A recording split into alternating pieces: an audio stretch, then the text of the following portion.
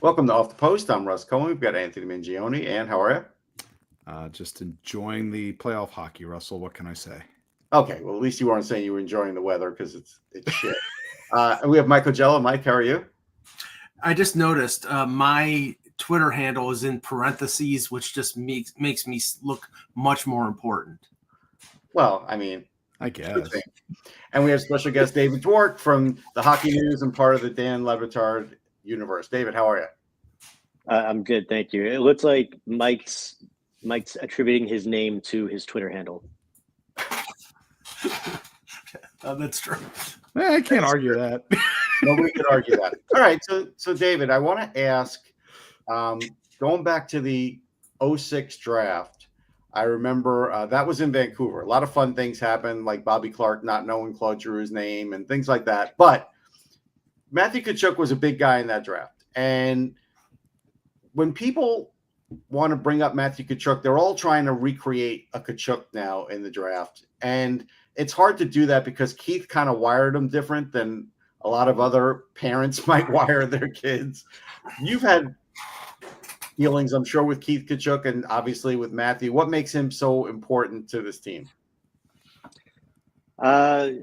He seems to understand that the element of the game that doesn't really get played anymore, where his dad was kind of personified, the whole, the way that what I grew up in was the 90s.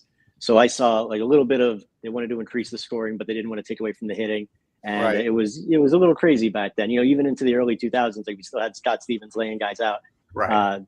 So I think Matthew has kind of a little bit of that era of hockey in him, which not a lot of the stars of this day do. And that just gets magnified when it comes to the playoffs. He happens to play on a team where defensive physical hockey is what they do very, very well. So that is just like gasoline on the fire.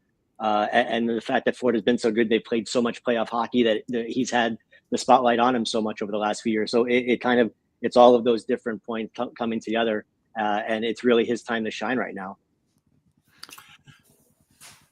David, I've had a ringside seat to the Florida Panthers after watching a 7-game series them against the Maple Leafs. It's strange because the revisionist history so far has been, well, the Leafs must be pretty good if they took the Florida Panthers to 7 games. And I look at the aftermath of that series, and it wasn't very close, especially in those 2 games in Toronto where they beat them by a grand total of 12-2. It may have been close in terms of them jumping out to a 2-0 lead and winning Game 6, but in the end, Florida curb stomped them. I think Florida had a bit more respect for Toronto after this series than they did a couple of years prior when they beat them in 5. I think that was kind of the resounding message when the series was over. I'm just thinking guys like Paul Maurice, Brad Marchand, they really felt like Toronto, they went toe to toe with the team.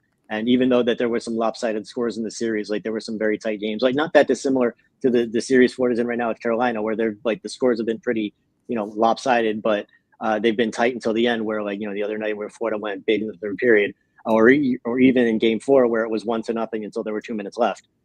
So I think right now Florida is getting some pretty good matches from the teams that they're playing in the playoffs, despite the scores.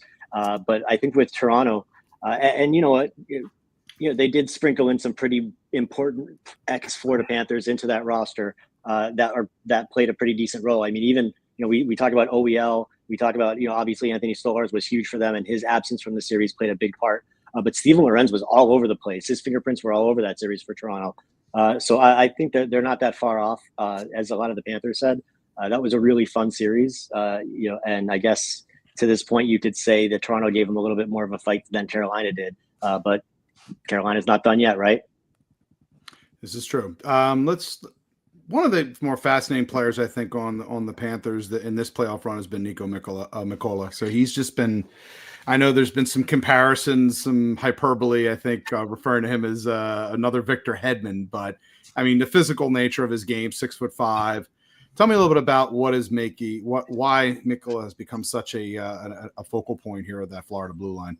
let's just clarify. He's the Finnish Bobby Orr. That's what he is. Okay, you can say that too. I always go back with Mikkola to like the first thing that Bill Zito said about him when they signed him a couple summers ago. Because none of us had really heard of Niko Mikkola. We weren't that familiar with him or anything like that. Some of us had heard his name, but he was in St. Louis. He was in New York. Bill Zito said one of the things he heard from so many players that he spoke to about Mikkola was how much they hated to play against him. And that has been the resounding message ever since. Even Brad Marchand, one of the first things he said when he got traded to the Panthers was, I don't have to play against Mikkola anymore. This guy's not going to be taking runs at me. Niko Mikkola is a nightmare to play against. The fact that he's such a good skater and that Florida plays such a tight gap that he's sticking to guys like glue, combine that with the fact that he's so physical. And now we've seen he's sprinkling in a little bit of offense. It's he's the playoff offense guy. He had that awesome goal during the final last year against Edmonton. I think it was in Game 3. But it's just been cool to kind of see him develop. And these are elements of Florida's defensemen that aren't always the system that they play. They're not allowed to magnify them. And Aaron Ekblad is a great example of that. Aaron Ekblad is a guy who we all know what kind of offensive capabilities he has and the ceiling for what he can do, the way he can shoot the puck, the way he can handle the puck.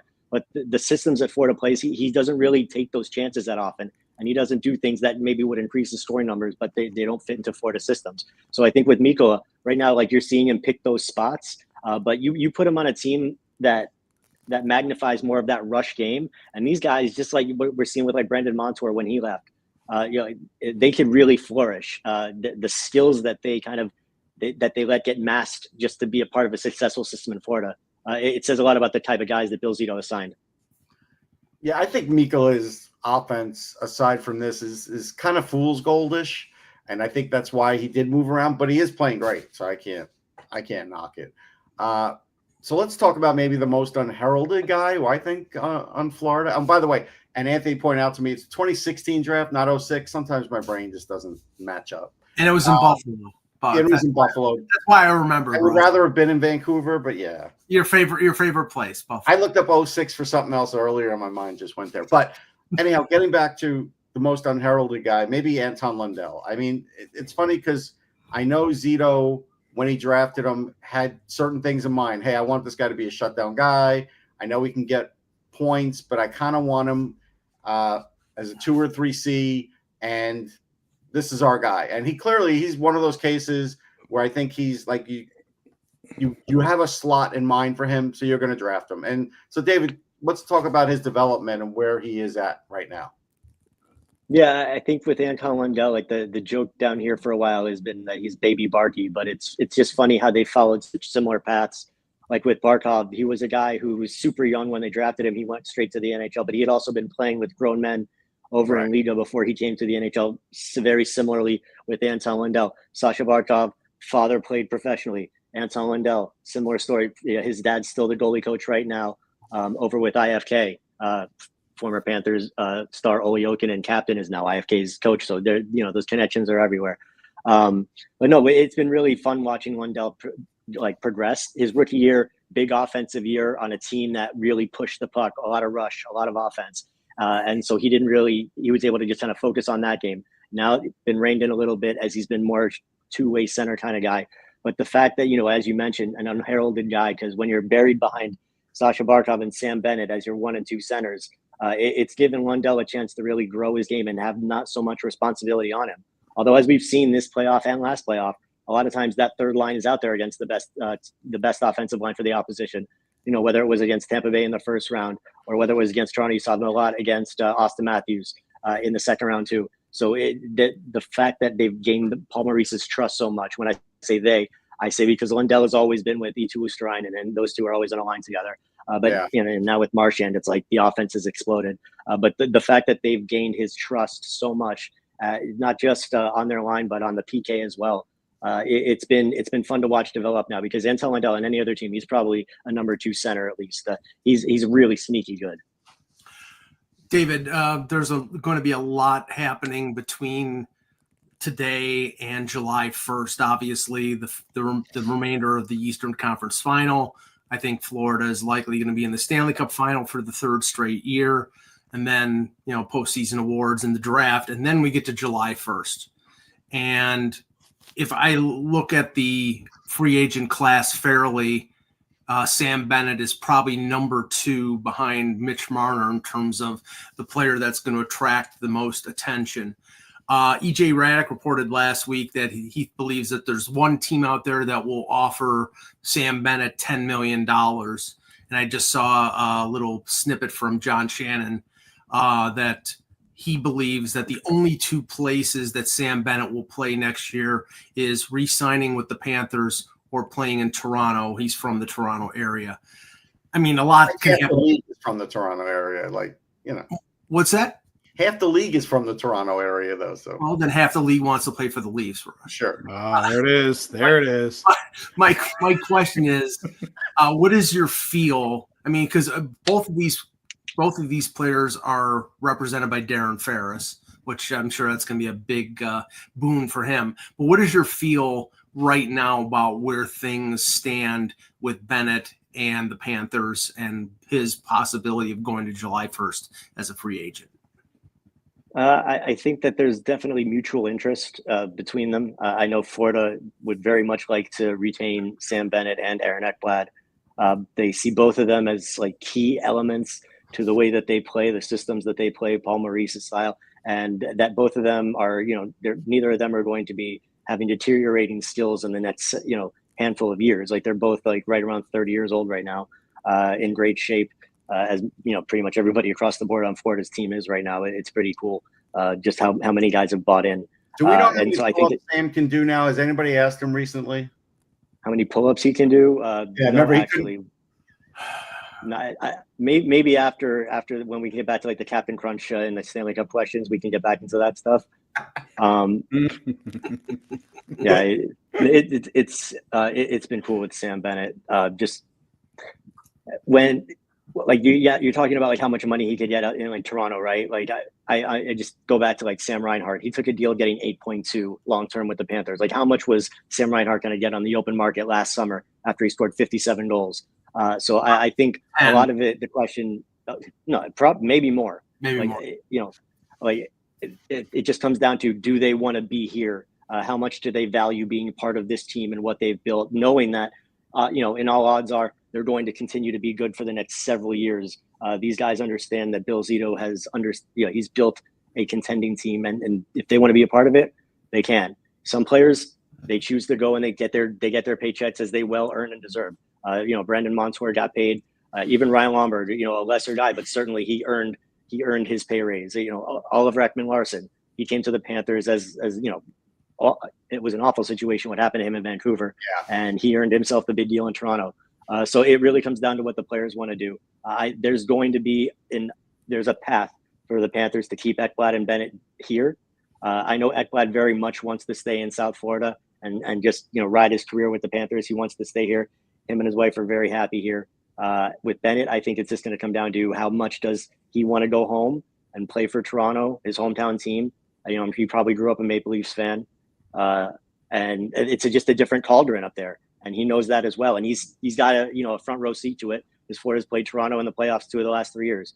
So, ultimately in that regard, I think it'll be his choice, because, how do you weigh playing for your hometown team and getting more money, or playing for a team like the Panthers and, potentially contending for the Stanley Cup every year. So I'm very curious to see how it plays out. I'll just say this. It's like, yes, it's a completely different dynamic to play for your hometown team. And Mitch Marner's feeling that right now, because the rewards are remarkable, but the disappointments and, maybe harassment might be too much, but the attention also can be a big negative. But there are a lot of things. Brad Treliving drafted Sam Bennett. Brad Treliving did not want to trade Sam Bennett from Calgary, but because Daryl Sutter decided he wanted to play him on the wing, playing him in the bottom 6, there were a lot of things that led to him getting traded to Florida. And all these are going to be factors, but in the end, I think it's going to be who pays him the most and how much and for how long. He's probably going to get 7 or 8 years. He's in a perfect position because he's had his career year. So I don't know where the hell it's going to happen, what's going to happen, but it'll be interesting. Let's just say that. Go ahead, Andy. David, one of the most jaw-dropping moments of the trade deadline was Florida acquiring Brad Marchand. Tell me about how he is because and it was certainly jaw-dropping as Marchand indicated. It was jaw-dropping for him too. Just how well has he grafted himself onto this Florida Panthers team? Because as I watch him in the postseason, he just seems like such a natural fit with what the Panthers do. Yeah, I think that was the thought at the time. After the shock wore off and you started thinking about the actual hockey elements of what just happened, that, oh, wow, he also plays a perfect style for what the Panthers, everybody hates about them. So this should be a perfect fit. But for the first month or so that after the trade, he wasn't playing. Like it took him a couple weeks before he was even on the ice practicing because he was hurt. So all that time, he's ingraining himself with the group, and he's with the boys, and he's in the video room, and he's in the group. Like he was chirping them in the group chat before he even got to South Florida. Like, so it was an instantaneous thing. And all the guys have just been raving about him. And to be fair, like the few interactions that I've had with him, like this guy is everything that you hear about him, about how amazing he is, about how genuine he is, just how good guy he is. Like how could I have hated this guy for a decade when he's just this is like a great dude. Combine that with how good of a fit it's been on the ice for the Panthers, and it's been just another Bill Zito home run. I think what he's done on that third line with Lustrine and Lundell, like giving them the offensive confidence to make some of the plays that they've made in tight spaces, it's just really cool. So now the only question is, how are they going to make it work to keep him around here too? Because Right. I think that there's definitely mutual interest there. He says that like his house is covered in plastic rats right now because that's all his kids want is to decorate the house with the plastic rats that are getting shot at him after the games.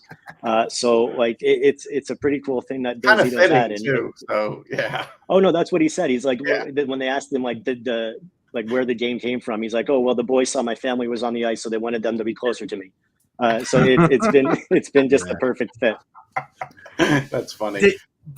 David, let me just ask one more question here, because I thought the move that was made getting Seth Jones out of Chicago was a master stroke by Zito.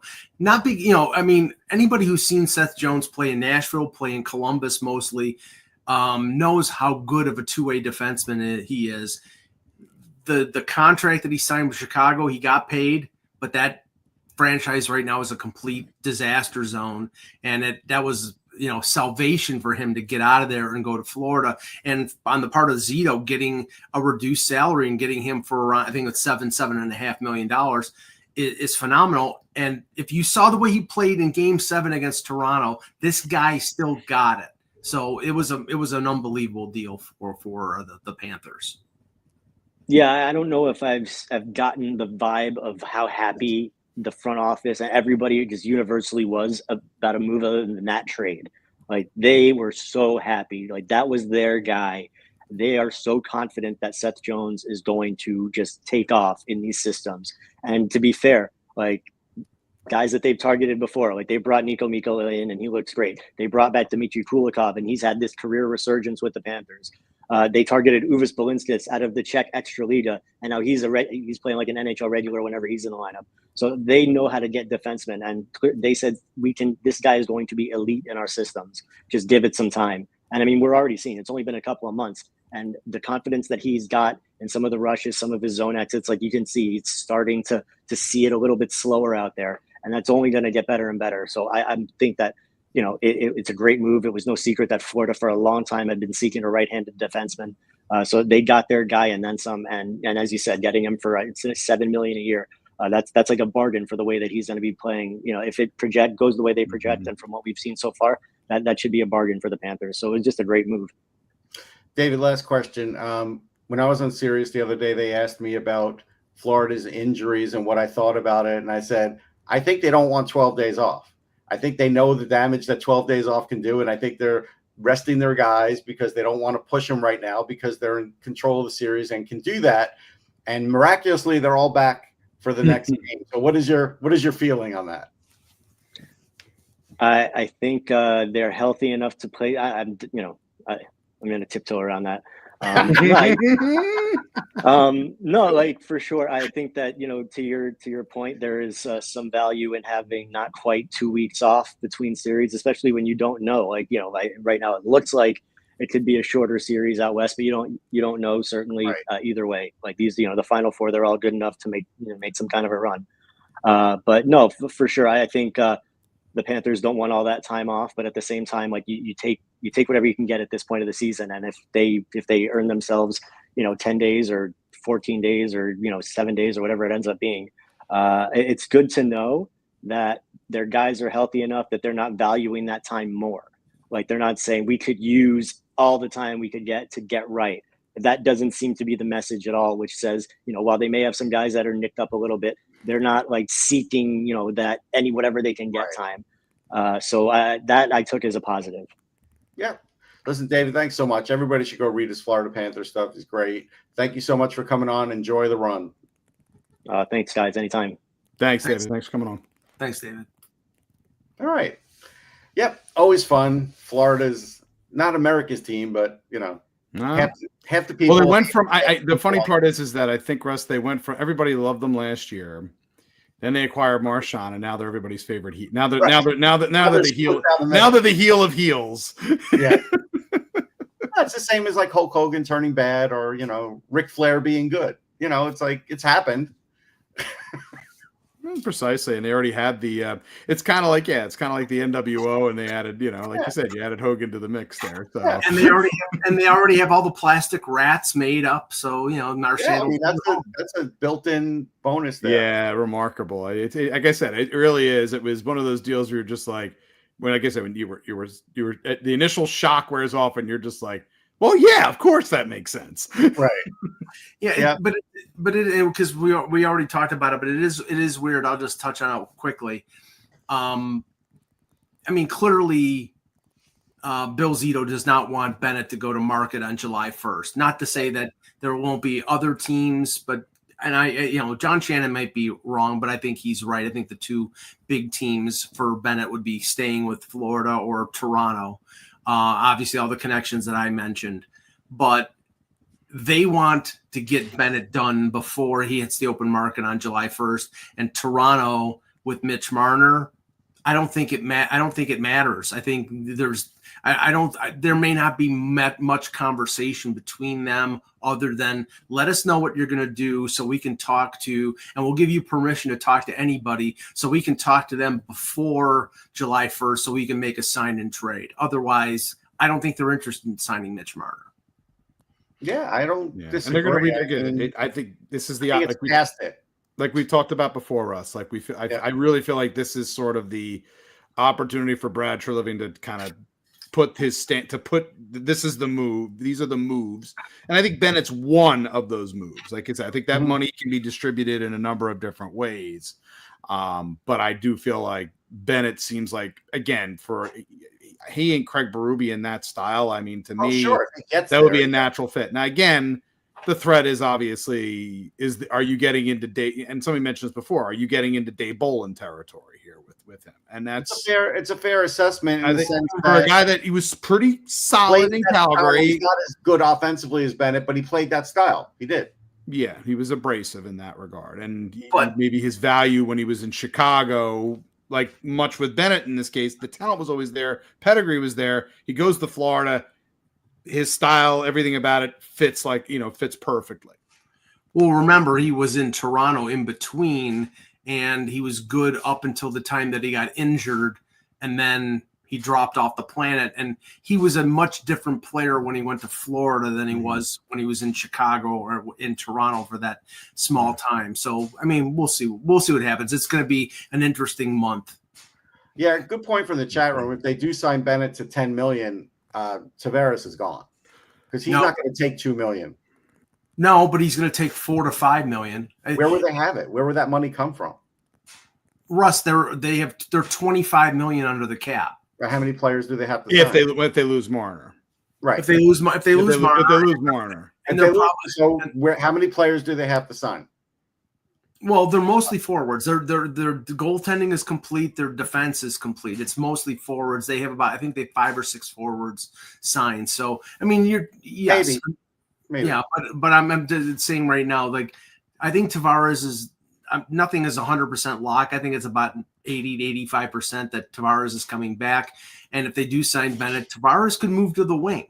I mean, their problem right now is, they're out there no matter what they do. If they sign Tavares or they don't sign Tavares, if they don't sign him, they're looking for two centers. If they sign him, they're looking for one center because Max Domi sucks up the middle and Scott Lawton is a fourth line center. And like we've said on this show for how many months, he's a good player. He's just not he's not a middle six forward. He's a bottom six forward. That's true. So let's talk about the Edmonton-Dallas series. Edmonton won that game with 10 forwards, essentially, and it was impressive. Like, Stuart Skinner was really good, but there's so many other things that Edmonton's doing, and I was telling Mike offline, and that one of the things that has impressed me, we all know who Chris Knobloch is. We all knew he had some talent as a coach. Right. We didn't know where he would go as a coach as far as like how far that talent would get him. But we saw bits of it in New York. We saw bits of it in Philly. Like, you knew that he was a good hockey guy. All right.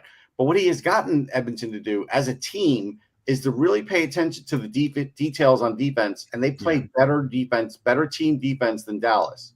Yeah. And that has probably helped Skinner more than anything because they're really limiting the great shots that Dallas gets on Skinner. And Mike pointed out to me, like, they're missing Dallas's a ton of shots a game. So this doesn't look great for Dallas. No, it does not. And again, my concern, even after game one, it required again, if you really get down to the brass tacks of the series, Dallas is, to me, won a period of hockey in this entire series. Really, in reality. And Edmonton, I think, has absolutely outplayed them. The big thing we obviously going into this series I had to think about with a long series was Edmonton's, as you said, their quality at 5-on-5, collectively, defensively, committing, despite not having Matthias Ekholm, they have been better than the sum of their parts. And that is something that is to be credited. And they also carry with them the knowledge that they can do it. They got there last year, and that collectively they can do it again. They have the experience of being in there, and they're going up against it again. All they had to do was put like a little bit of a seed of doubt into Dallas. And, it's not like Dallas is not like where Carolina was for 3 games. I don't think it's quite on that level. I think, whereas Carolina, I feel like, has been absolutely, utterly intimidated for the first 3 games of that series. Do you think Dallas is intimidated by the Edmonton fans, though? I do. I think they've gotten to them. Well, look at them. They're a bunch of scary people. But no, I'll answer first, and then I think there's something to be said. I think Edmonton's got a genuine home ice advantage. I do. Yeah. They've generated that. In many ways, it's even leveraged even more. We joke about Florida's abilities on the road, but we could talk as well about how Edmonton, I think, does have a particularly strong home ice advantage. They do, and that's something that is, that has helped them. That has carried them when they were down in the first round series against LA. I think the energy they brought, the energy that I think helped them to rally in that first round series, and they've been riding it ever since. Yeah, I mean, I think more LA let them off the hook. They were up 2-0. They were up in game 3 and 4, and they lost both those games. And then the momentum carried them, and Pickard played well. I mean, in this series, the funny thing, I slightly disagree, Ant, in the fact that even the periods that Dallas has won and played better, Edmonton has scored goals. They were up. They outshot them. They had 16 shots on goal in this, 22 shots on goal in the second period of game 3, and then McDavid scores with 18 seconds left to go in the second period. They outscore them, and then they had 16 shots in the first period, and Draisaitl scores that one-timer. Even when they play better, something happens. Either Ottinger doesn't play well, or they take a stupid penalty. And when a team scores 3 5-on-5 goals in 4 games, you're going to lose. The only thing I can say about Edmonton right now that I think is a warning sign, if not for this series, then the next one, is the fact that now the injuries are hurting them. Connor Brown is concussed. He's probably not going to play in game 5. Yeah. I'm not sure about game 6 or 7, if there is a game 6 or 7. Zach Hyman, it looked bad when we saw it last night, and then we hear today that he's out for the season. I think it was Rick Dollawall was reporting that it was a broken wrist. It looked like it was a shoulder injury, but that's a massive loss. No, it's a massive loss and really hurts. And I agree, Mike. That we said that when we got the report that I'm not as worried about Edmonton in this series, but a Hyman is someone you absolutely would have been as a critical element for Edmonton. They're rapidly turning into the Black Knight and Monty Python at the rate they're going, and it's gonna. I don't know now if it go. I don't want to say a loss of Hyman makes me think that it could be any lesser of a series than last year's was, but it might be from a matchup perspective. Somebody has to, like a Corey Perry in this circumstance, has to probably take on even more importance and more of a role in this upcoming. Kane, those guys are going to have to step into the fray for what Hyman provides. They likely move Kane up into the top six or even the top line, but like they added Arvidsson to the lineup in Game 4, and now with the losing of Hyman, that means are they going to bring Jeff Skinner back? And Jeff Skinner, he hasn't exactly blown the doors off in terms of being a playoff performer. I hear Anna, she's back, but two more quick things. One, she's out of the box. One quick thing, Mike. I just saw The Athletic has a headline: Austin Matthews and Connor Hellebuck lead the 2025 NHL playoffs, all bus teams. Your thoughts? Asinine. Okay. Totally. One of them is going to win the Hart Trophy. Yes, he did not play well on the road, but I think there were times during the playoffs that Hellebuck did play well. I don't think they were gonna beat Dallas even with Hellebuck playing at 100%. And Austin Matthews has not been the Austin Matthews of last year all season. How much more evidence do you need that he was debilitated all year? It's jackass material. Sorry. I don't disagree. When I saw it, I kind of felt that way too. But hold on, we're talking about Matthews. What about the Hellebuck side of things? I think it is too. I mean, again, I think he proved himself in the latter part of the playoffs. Yeah, I thought so too. First round, I would say, there was some some problems. Yeah. But he was not, to me, watching that second round series. He was not the reason for why Winnipeg wasn't able to beat Dallas. No. Last thing, because Mike was talking to me about ice cream flavors. And so I thought we'd have a food take. Haven't had one in a while. And so I want to see who here would eat squid ink ice cream because it's out there.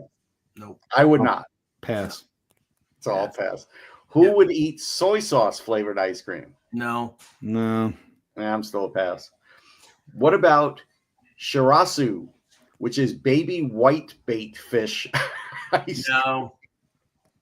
What question? Which Japanese catalog are you looking at? It's out there. But I will say this.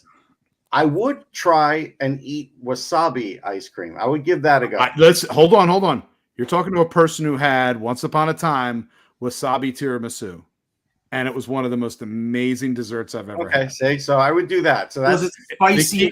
The key thing, Mike, is the fact that it's you're not overloading it. You are giving it a touch of it, which gives it a little bit of a kick. Yeah. With the sweetness, it was one of the most pleasant surprises I've ever had in my life. I think as long as it's like I think I would try that ice cream. I've tried green tea ice cream. Green tea is fairly common. I've seen that. Yeah. That's tasty. Holfdan, who is Icelandic, said he seems like the fish ice cream is okay. Well, better not be that fish that I was. Oh God, I remember that fish. Oh God, yeah, Holfdan, absolutely. I mean, I've been to your country 3 times. The ice and the fish and that fish was one of the worst things I've ever experienced in my life. The ice cream that I told Russ that I tried, it was called. I can't remember the name of it. It was from a local ice cream place.